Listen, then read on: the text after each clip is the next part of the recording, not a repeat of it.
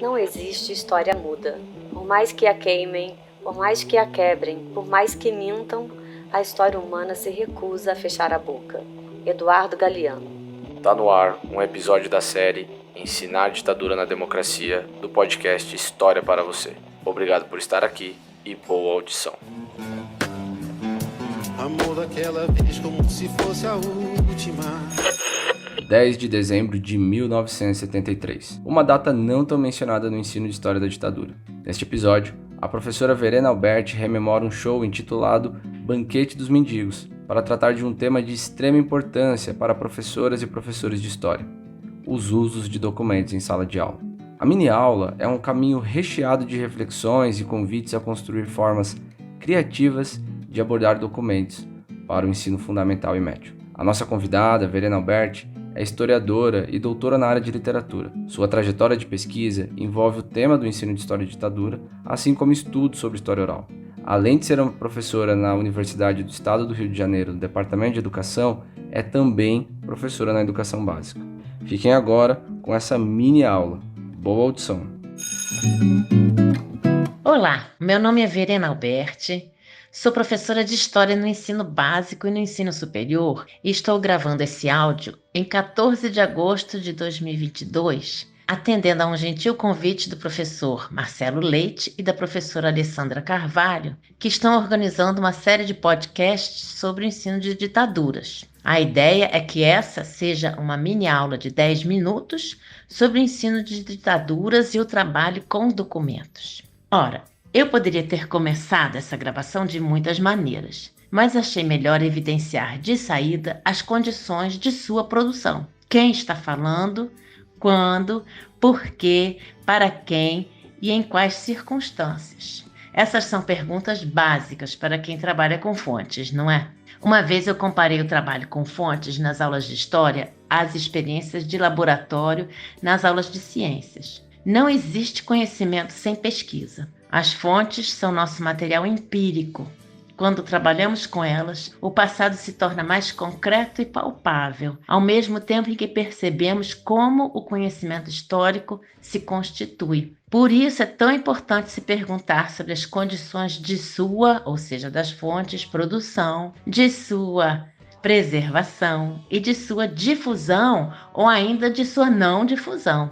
Aquele importante texto de Jacques Le Goff, que aproxima o documento do monumento, chama atenção para isso também. Vamos a um exemplo. Em 1973, em plena vigência do AI-5, nos anos de chumbo da ditadura militar, aconteceu no Museu de Arte Moderna do Rio de Janeiro, o MAM, um show com artistas da música popular brasileira, chamado Direitos Humanos no Banquete dos Mendigos. Banquete dos Mendigos era o título de um LP que os Rolling Stones tinham lançado 5 anos antes, em 1968. O espetáculo foi organizado pelo músico Jardim Macalé, junto com representantes da ONU no Brasil. Isso porque 1973 era o ano em que a Declaração Universal dos Direitos Humanos completava 25 anos. O show foi uma forma de tentar comemorar essa efeméride no Brasil.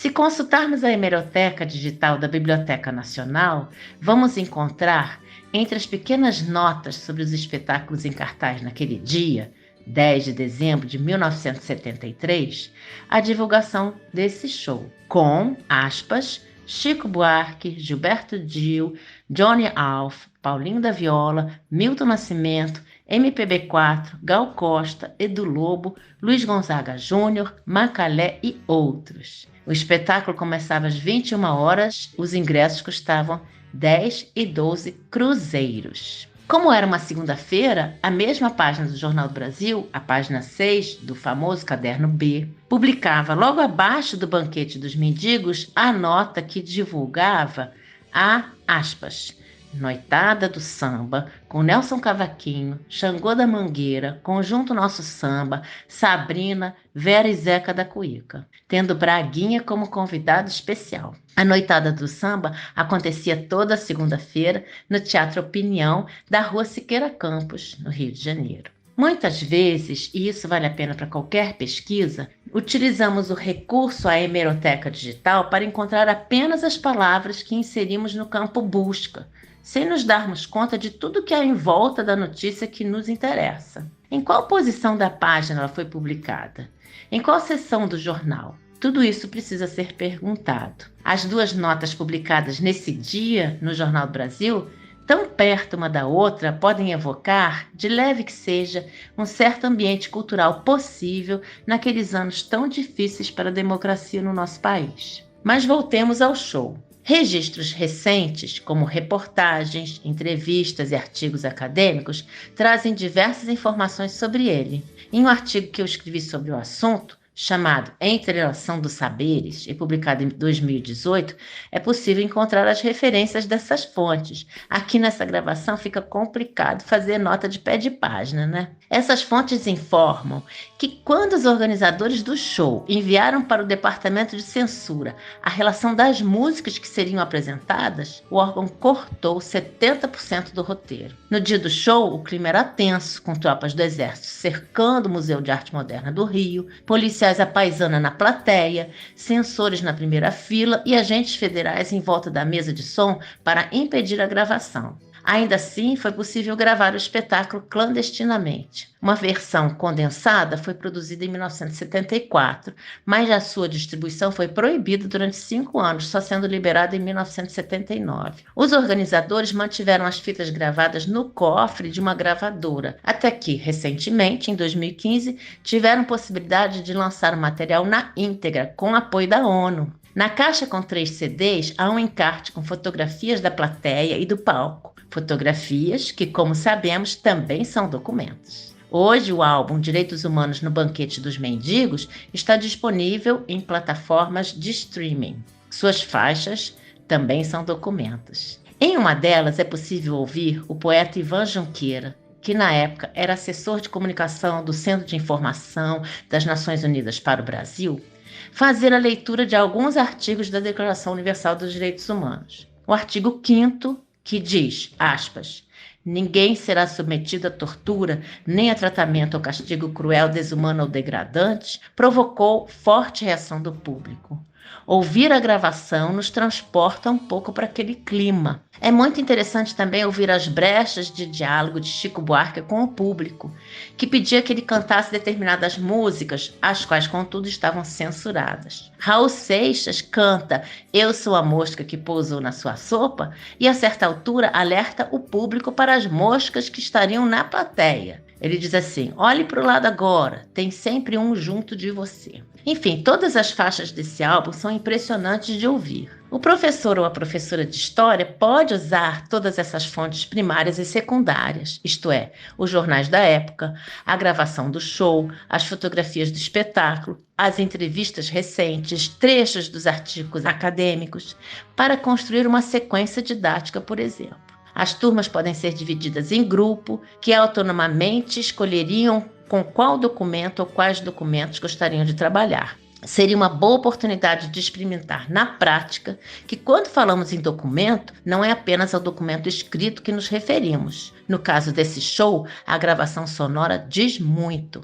Uma análise das fontes, de seu conteúdo e de suas intenções, daquilo que elas dizem, daquilo que delas podemos inferir, daquilo que elas não dizem, poderia constituir uma primeira etapa da pesquisa em sala, sendo que cada grupo se debruçaria sobre o material que escolheu. Em seguida, poderia ser sugerido aos grupos que construam uma compreensão conjunta desse acontecimento e das formas como chegou até nós. Os diferentes registros do show, que aconteceu sob forte vigilância das forças de repressão, foi clandestinamente gravado, depois proibido de ser divulgado, em seguida divulgado em parte, até chegar ao álbum que podemos acessar hoje. Esses diferentes registros evidenciam ações no tempo muito ricas para se pensar a história e as fontes históricas. O resultado do trabalho surpreenderia o professor ou a professora, pois nesse tipo de pesquisa é difícil prever exatamente o que nossos alunos e nossas alunas vão achar importante. Quais detalhes vão chamar sua atenção? O que cada grupo terá tirado de sua investigação? E qual é o aprendizado que ficará para a turma e para cada um? Esse conjunto de documentos, em especial, permite pensar no cotidiano da época da ditadura militar. Não é demais lembrar que ela durou 21 anos, durante os quais a vida continuava, junto com toda a repressão e o autoritarismo. O que significava ir a um espetáculo como esse? E as pessoas que não puderam ou não quiseram saber do show? Essa perspectiva pode ser trabalhada com diversos documentos, não apenas aqueles que se relacionam a manifestações culturais. Uma vez propus para minhas turmas o exame de um documento da Polícia Federal, também de 1973, em que um policial relatava ao delegado de Juiz de Fora o que acontecera numa aula de Organização Social e Política Brasileira, a OSPB, num curso técnico. Identificamos todos os personagens que apareciam no documento e tentamos estabelecer o quanto se aproximavam ou não de 3 atitudes em relação à ditadura. 1. Adesão. 2. Acomodação.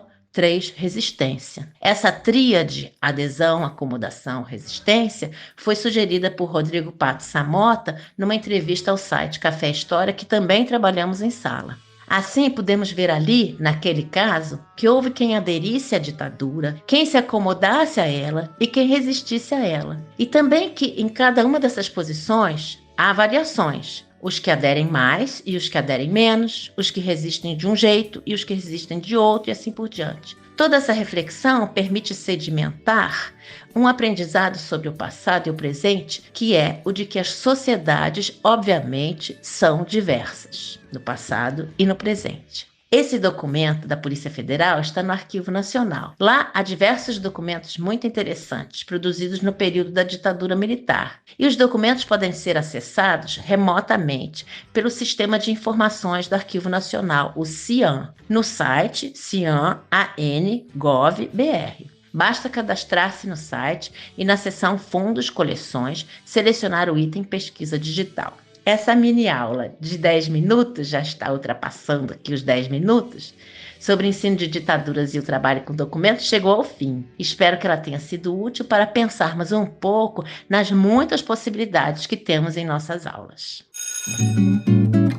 Muito obrigado a você que chegou até aqui. Se você não ouviu os outros episódios, sugiro fortemente que você ouça, pois foram pensados para contribuir significativamente com o tema dessa temporada, que é urgente e necessário. Caso conheça alguém que irá se interessar pela temática, compartilhe. Um grande abraço e até breve.